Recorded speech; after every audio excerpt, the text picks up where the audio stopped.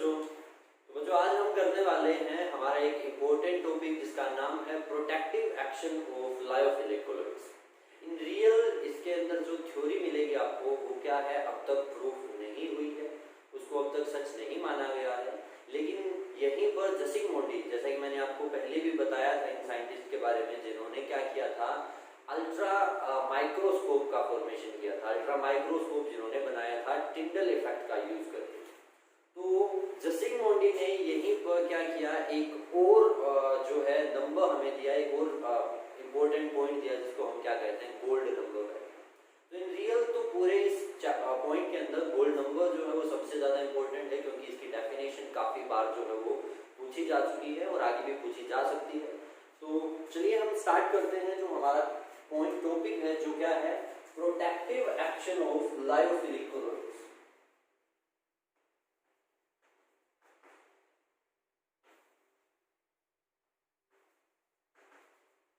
Protective action of lyophilic colloids. कि जो lyophilic colloids होते हैं ये क्या करते हैं, एक प्रोटेक्टिव एक्शन रखते हैं।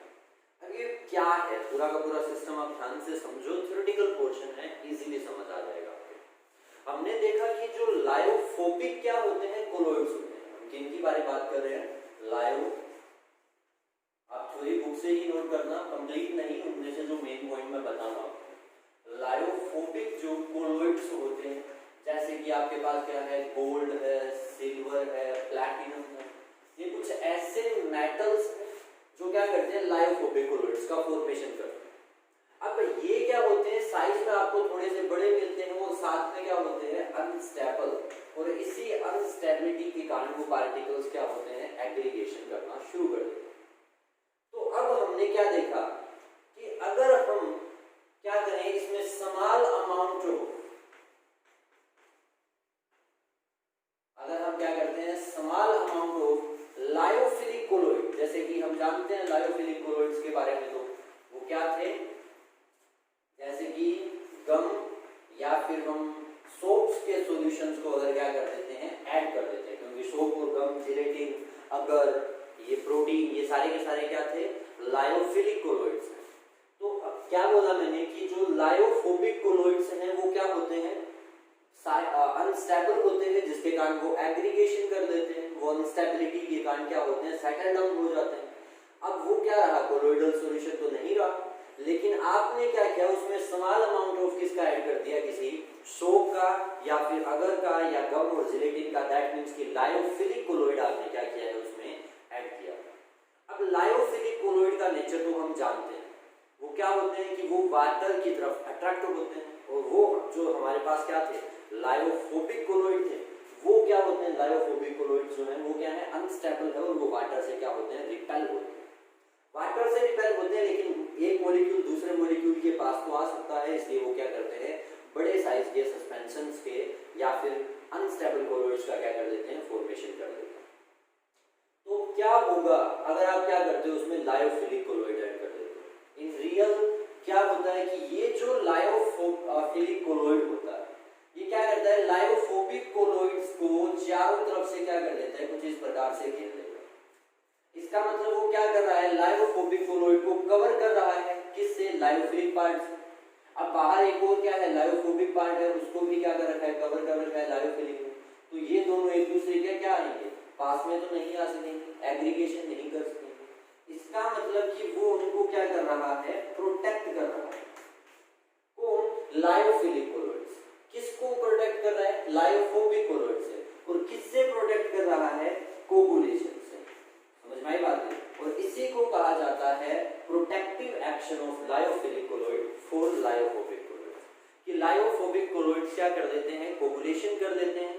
अगर हम इस कोगुलेशन को बचाने के लिए उसमें स्मॉल अमाउंट ऑफ किसका ऐड कर दे, अगर किसका, लायोफिलिक कोलॉइड्स का, तो ये उसको चारों तरफ से सरफेस को कवर कर देता है। अब चारों तरफ सरफेस कवर होने के कारण क्या होगा, उन पार्टिकल्स के बीच में जो कोगुलेशन था वो नहीं हो पाएगा, और अगर कोगुलेशन रुक जाए तो इसका मतलब कि प्रोटेक्शन हुआ है।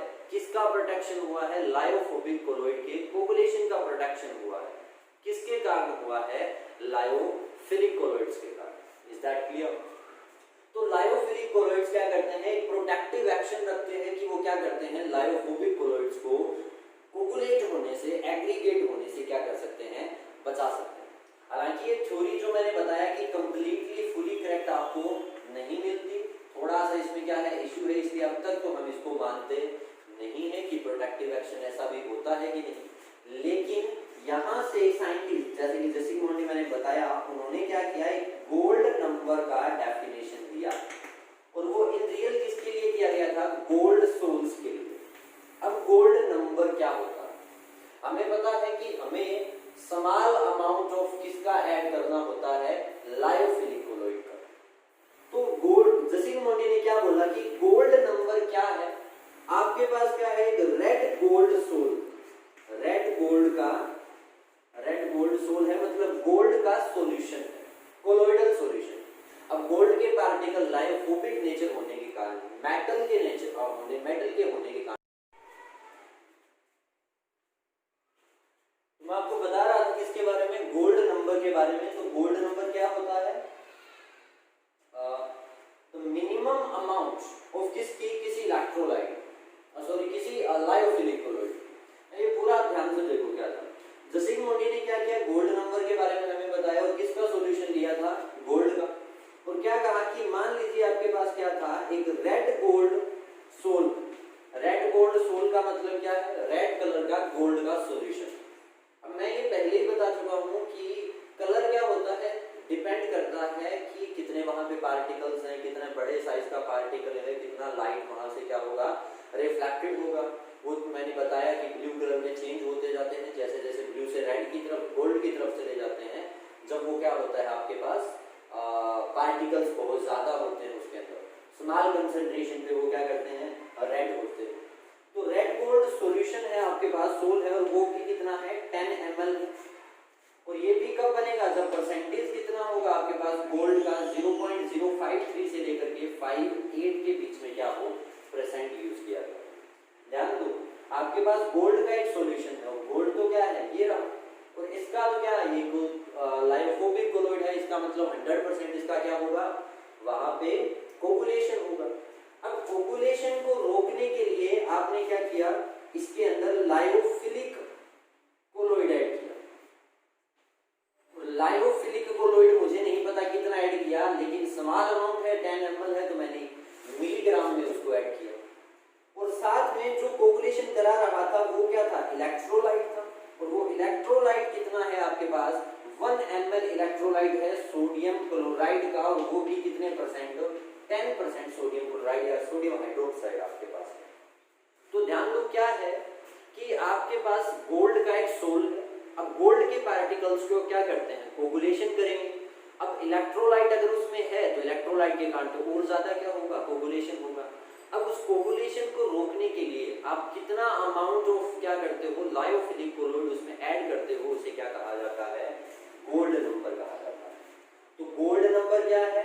The minimum amount of lyophilic colloids, the minimum amount of lyophilic colloid, कि वो कम से कम अमाउंट किसकी? लायोफिलिक कोलॉइड की, that must be added into red gold sol of 10 ml red gold soul.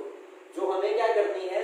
10 ml red gold soul के अंदर कितनी अमाउंट ऐड करनी है कि वहां पर क्या हो? कोई भी कोगुलेशन ना हो, no coagulation take place. Coagulation को रोकने के लिए हमें क्या करना है? जो अमाउंट उसमें ऐड करना है लायोफिलिक कोलॉइड का, उसे क्या कहा जाता है? गोल्ड नंबर कहा जाता है। तो ये तो था बेटा किसके बारे में? कोलॉइड्स के बारे में। मैं आपको बता दूं यहाँ तक आपका जो कोलॉइड्स का पोर्शन है, सॉलिड जो हम पढ़ रहे थे, वो कंप्लीट होता है। अब हमारे पास बचता है क्या? एक इमल्शन के बारे में और एक एंजाइम के बारे में। एंजाइम में आपको करवाऊंगा 16 और 15 चैप्टर के अंदर, जब इनके बारे में पूरा हम डिटेल से पढ़ेंगे तो उसको तो हम वहीं पे करेंगे। कैटालिसिस में आपको करवा चुका हूँ, कैटालिस्ट भी हम पढ़ चुके हैं। कुछ भी अगर इसमें से बचता है तो आप पूछ लेना कि जो भी टॉपिक आपको ना करवाया गया हो उसके बारे में। तो एक पॉइंट है जो है इमल्शन, और दो है क्या? Applications of emulsion and application of colloidal sol. तो ये बेटा आप खुद ही पढ़ सकते हो, क्योंकि एप्लीकेशन का मतलब क्या होता है कि कहाँ पे ये यूज आती है। अगर कोई ऐसी एप्लीकेशन है जो ना समझ आए तो मैं हूँ, आप पूछ सकते हो उसको, लेकिन बाकी का जो पोर्शन है आप उसमें से लिख लेना, जो भी आपको मतलब ये लगे कि हाँ ये नोट डाउन करने वाले जितने भी पॉइंट्स हैं उसके अंदर, तो एप्लीकेशन तो आप खुद कर देंगे। तो मैं आपको करवा रहा हूँ जो नेक्स्ट है वो किसके बारे में है, इमल्शंस के बारे में। बिल्कुल ही सिंपल सा और थ्योरेटिकल सा पोर्शन है, आप ध्यान से समझोगे 2 मिनट 5-7 मिनट लगेंगे उस पूरे टॉपिक के अंदर हो जाएगा ये। तो देखिए आप जल्दी से आगे।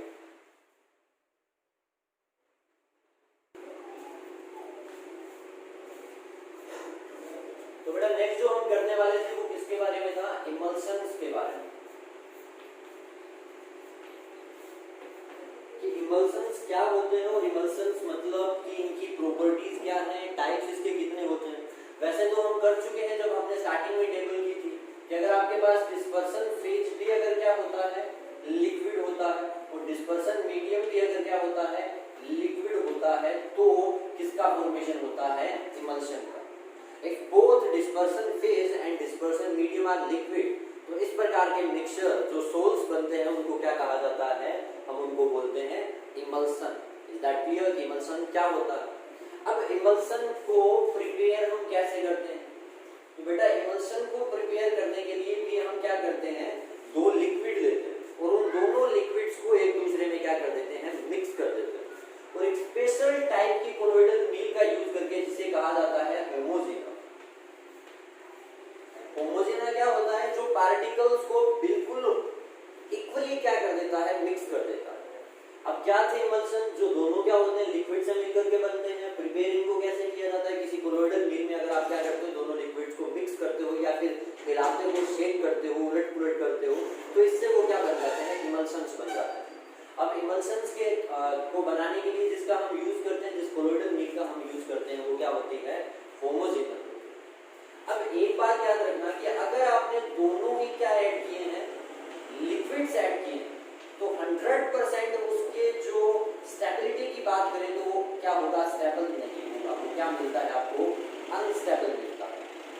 ध्यान दो, अगर आप क्या करते हो, 2 लिक्विड्स को मिक्स करते हो, तो मैं तो बात कोलोइड्स के बारे में कर रहा हूँ, मैं तो बात इमल्शन के अंदर भी तो टाइप किसका है, कोलोइड्स का ही, कोलोइडल डिस्पर्सन का ही तो टाइप है ना ये, जो इमल्शन हमारे पास होता है। तो अगर आप क्या करो, 2 लिक्विड्स को मिक्स करते हो, तो ये हमेशा क्या करते हैं, एक अनस्टेबल मिक्सचर का फॉर्मेशन करते हैं, आपको एक अनस्टेबल क्या देते हैं, सोल्स का फॉर्मेशन करके देते हैं। अब इसको स्टेबल बनाने के लिए, अब इसको क्या करने के लिए, स्टेबल बनाने के लिए आप किसी स्पेशल टाइप का सब्सटेंस आप क्या करोगे, ऐड करोगे। ये वो सब्सटेंस होते हैं जो इमल्शन को क्या करते हैं, स्टेबल बनाते हैं। इसका मतलब अगर वो सब्सटेंस इमल्शन को स्टेबल बनाए तो इनको हम क्या बोल देंगे, हम इनको बोलेंगे इमल्सिलाइजिंग एजेंट बोल देंगे या फिर हम इनको कहेंगे इमल्सिफायर्स। दैट क्लियर कि इमल्सिफायर्स या इमल्सिलाइजिंग एजेंट क्या होते हैं, ये वो सब्सटेंस होते हैं जो किसी इमल्शन में ऐड किए जाते हैं ताकि वो इमल्शन क्या बन जाए, स्टेबल बन जाए। तो उसकी स्टेबिलिटी के लिए जो ऐड किए जाते हैं उनको कहा जाता है। बेसिकली ये क्या होते हैं, लायोफिलिक कोलोइड्स होते हैं, जैसे कि गम की बात कीजिए या फिर क्या होता है जो प्रोटीन्स हैं उनकी बात कर दो आप, प्रोटीन्स हैं, गम है। आफ्टर दैट जो सबसे इम्पोर्टेंट हम पढ़ रहे थे वो क्या था आपके पास, क्लियर है बातें। तो क्या है, ये था इमल्शन के बारे में, क्या होता है, इसका हम प्रिपरेशन कैसे करते हैं, इसके जो लिक्विड होता है, लिक्विड फॉर्म में जब भी हम मिक्स करते हैं ये क्या बनते हैं, अनस्टेबल बनते हैं, क्योंकि कोलोइडल प्रॉपर्टीज तो इसमें आई ही नहीं अभी तक। तो अब हम क्या करते हैं, इसको स्टेबल बनाने के लिए कोई सब्सटेंस ऐड करते हैं जिसको हम इमल्सिफायर या इमल्सिलाइजिंग एजेंट कहते हैं। आफ्टर दैट क्या होता है कि मैंने एग्जांपल बताया इमल्सिफायर की, जैसे कि क्या है, सोप्स के बारे में मैंने जिक्र किया है कि सोप को जब भी तो वो स्टेबलाइजिंग एजेंट का या इमल्सिफायर एजेंट का क्या करता है, काम करता है। अब इसके बाद स्टेबल होगा कैसे, मतलब मेन बात जो है वो क्या है, रोल ऑफ इमल्सिफायर। इमल्सिफायर जो होता है ना, इसका रोल क्या होता है, ध्यान देना बेटा एक बात। मान लो आपके पास क्या है कि आपने किसी वोटर, मतलब ये नोट किसी वोटर, आपने वोटर के अंदर अमाउंट ऐड किया है जिसका सोप का, और वही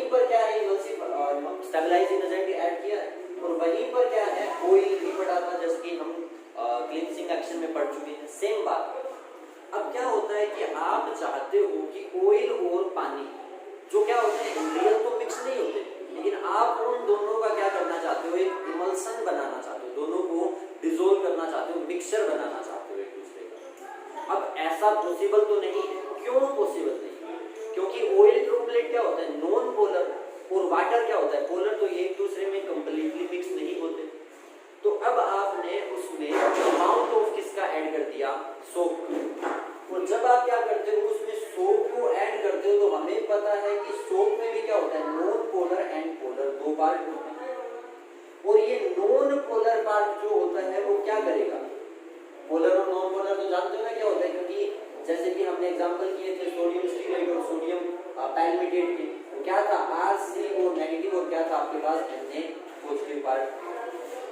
लेकिन वहां मिसेल बनते थे किसके कारण, इस पूरे पार्ट के कारण। लेकिन यहाँ ऐसा नहीं है, क्योंकि मैंने जिक्र किया है इसका लायोफिलिक फोबिक और मैंने हाइड्रोफोबिक और हाइड्रोफिलिक नहीं बोला, मैं बोल रहा हूँ नॉन पोलर और पोलर पार्ट। तो जहां चार्ज है वो तो सारा ही पार्ट क्या बन जाएगा पोलर, और जहां चार्ज नहीं है वो सारा ही पार्ट क्या होगा आपके पास नॉन पोलर होगा।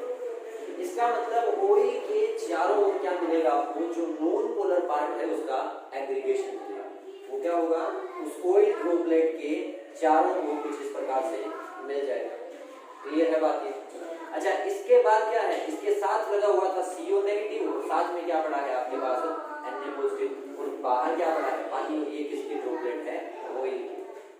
तो पहले ऑयल वाटर में मिक्स नहीं हो रहा था, लेकिन जब नॉन पोलर पार्ट उसके ऊपर आकर के पहले रुका, आकर के एडजॉर्ब हुआ, तो उसने क्या कर दिया पानी के बीच में, क्योंकि पानी के और किसके नॉन पोलर पार्ट के बीच में कौन सी कड़ी आ रही है, वो CO नेगेटिव की जो खुद पोलर है। ऐसा कुछ है, ऑयल है, फिर उसके चारों ओर क्या है नॉन पोलर पार्ट अट्रैक्ट हुआ है, फिर क्या पड़ा है CO नेगेटिव की एक लेयर पड़ी है, सोडियम पॉजिटिव वहीं पे पड़ा घूम रहा है, और बाहर क्या है पानी। अब वाटर क्या करेगा, किसको रिपेल कर रहा था पहले, इसको, तो मतलब जो हमारा ऑयल का ड्रॉपलेट था उसे रिपेल कर रहा था, उसके अंदर मिक्स नहीं हो रहा था। लेकिन अब तो ऑयल ड्रॉपलेट का तो भाई बरसों ही गया, क्योंकि उसके चारों ओर क्या है पोलर पार्ट ने जगह बना रखी है। तो वो पोलर पार्ट क्या हो सकता है वाटर से अट्रैक्ट हो सकता है। तो ये अगर ऐसा होगा तो वो क्या होगा, पहले जो मिक्स नहीं हो रहा था पानी में, अब वो पार्ट क्या हो जाएगा मिक्स हो जाएगा। और किसके रूप में मिक्स होगा, मिसेल के रूप। ये है बात, किसके रूप में मिक्स होगा, मिसेल के रूप। तो इसी को कहा जाता है रोल ऑफ इमल्सिफायर या रोल ऑफ इमल्सिलाइजिंग एजेंट और स्टेबलाइजिंग एजेंट। तो क्या रोल है इनका, कि जो चीजें जो कोलोइडल जो लिक्विड आपस में मिक्स नहीं होते, आप क्या करते हो, जो अनस्टेबल बनते हैं आप उसमें क्या स्टेबलाइजिंग एजेंट ऐड कर देते हो। वो कैसे न कैसे करके क्या करेगा, उस पार्ट को जो नहीं डिसोल्व हो रहा था उसको उसमें मिक्स करके क्या कर देगा, इमल्सन का फॉर्मेशन कर देगा। अब ये आई होप कि ये जो थिंग है ये जो क्लियर होगी आपके लिए। अब आफ्टर दैट जो अगला पॉइंट है वो है किसके बारे में, टाइप्स के बारे में। तो बेटा दो सिंपल से टाइप है। जो पहला है वो तो है क्या, ऑयल इन वाटर। क्या है, ऑयल इन वाटर। और जो सेकंड है वो आपके पास क्या है, वाटर इन ऑयल। तो आपको क्या मिलते हैं इमल्सन के दो टाइप मिलते हैं, या तो क्या होगा ऑयल इन वाटर होगा, या क्या होगा वाटर इन ऑयल होगा। ये तो आप खुद समझ गए हो। अगर डिस्पर्सन मीडियम क्या है, वाटर है, और डिस्पर्सन फेज क्या है आपके पास, ऑयल है, तो ये ऑयल इन वाटर इमल्सन बन जाएगा। ऐड करने स्टेबलाइजिंग क्या करोगे आप, ऐड करोगे एजेंट को, वो क्या कर देगा ऑयल को वाटर में मिक्स कर देगा। वही तो मैंने अभी भी एग्जांपल लिया था इसी का। तो आप एग्जांपल और दे दीजिए, जैसे फैट का एग्जांपल लीजिए आप। अब फैट में क्या होता है, वाटर के अंदर फैट को क्या किया जाता है, मिक्स किया जाता है। जो एक ऑयली सब्सटेंस और दूसरा क्या है आपके पास डिस्पर्सन मीडियम, जो वाटर की हम बात कर रहे थे। अब दूसरा क्या हो सकता है, वाटर इन ऑयल हो सकता है। वाटर इन ऑयल का मतलब कि डिस्पर्सन मीडियम आपके पास क्या होगा, ऑयल, और डिस्पर्सन फेज आपके पास क्या होगा, वाटर होगा। तो ये क्या है, जितनी हम जेली टाइप्स जो क्रीम्स आती हैं वो कैसे बनती हैं, ऑयल इन वाटर का यूज करके बनती है। क्योंकि उनमें ऑयल का जो कंपोनेंट, जो क्रीम होती है जिस मेन कंपोनेंट से मिल करके वो बनी है, वो तो क्या होता है ज्यादा, और उसमें स्मॉल अमाउंट ऑफ किसका ऐड किया जाता है, वाटर को ऐड किया जाता है। इमल्सन नहीं बना पाते तो आप क्या करते हो, इसमें स्टेबलाइजिंग एजेंट को ऐड कर देते हो। तो ये इतना पूरा का पूरा ताम झाम है किसके बारे में, इमल्सन्स के बारे में। बाकी पूरा थ्योरेटिकल पोर्शन है, जैसे आप इसको पढ़ोगे आप मतलब इसके बारे में पूरा समझ जाओगे। लेकिन इमल्सन है क्या और इमल्सिफाइंग एजेंट क्या होते हैं या फिर स्टेबलाइजिंग एजेंट क्या होते हैं, इनका रोल क्या होता है, ये किस प्रकार से क्या करते हैं, उन चीजों को एक दूसरे के अंदर मिक्स करते हैं। एक होता है बेटा डी इमल्सिफिकेशन। अब उसमें क्या होता है कि अगर दो लिक्विड जो और आप इन दोनों लिक्विड को अलग करते हो तो इसे हम क्या कहते हैं, डी इमल्सिफिकेशन कहते हैं। डिमल्सिफिकेशन का नाम दिया जाता है, क्या बोलते हैं हम इसे, डिमल्सिफिकेशन। ठीक है ना। तो ये था किसके बारे में, इमल्सन्स के बारे में। तो बेटा यहाँ जो है वो हमारा चैप्टर जो है वो क्लोज होता है, 5th चैप्टर। इसके बाद हम डिस्कस कर लेंगे कि हमें कौन सा चैप्टर करना है, 6th या फिर ऑर्गेनिक केमिस्ट्री हम स्टार्ट करने वाले हैं। तो चलिए इस चैप्टर को तो अलविदा, और आपको भी। बाकी हम करते हैं हमारे कल के लेक्चर। चलिए थैंक यू। और हाँ, वो आप जो मैंने आपको कोलिगेटिव कोलोइडल पार्टिकल्स की जो मैंने एप्लीकेशंस के बारे में बताया है आप वो कर लेना, और इमल्सन्स की एप्लीकेशन के बारे में कर लेना। तो चलिए